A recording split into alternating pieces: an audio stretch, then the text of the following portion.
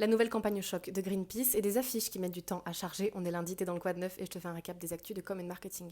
On commence avec la nouvelle pub pour l'eau en canette Liquid Death qui est devenue virale et qui a battu 75% des publicités d'eau sur le marché. Sauf que deux problèmes. La première, c'est que cette pub n'a jamais été commandée et réalisée par Liquid Death. Et la deuxième chose, c'est qu'elle a été 100% réalisée par intelligence artificielle.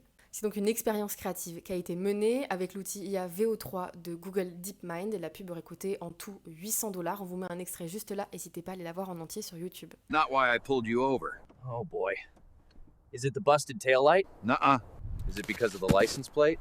Nope. Shit, man, it's the dead guy, right? No, sir. Is it the human trafficking, perhaps? Nuh-uh. Man, is it the truck thing?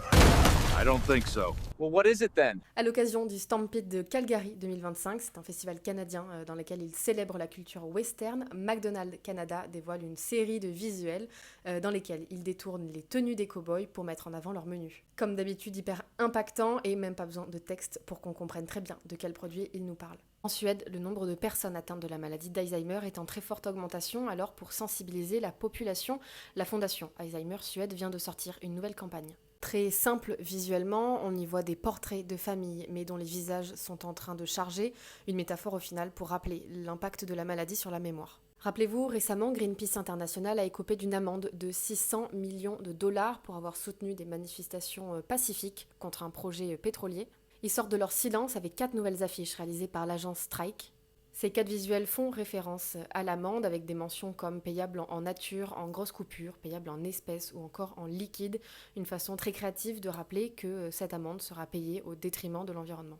Et enfin, on termine avec une campagne touristique. Dans le contexte géopolitique actuel, ce n'est pas toujours facile pour les Américains d'assumer qu'ils viennent des États-Unis.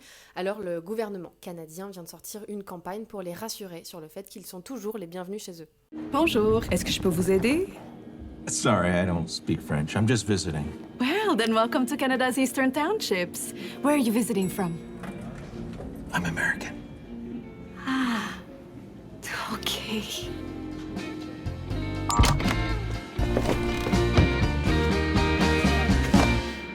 La vidéo a été diffusée entre autres dans les États de New York et de la Nouvelle-Angleterre qui sont frontaliers au Canada.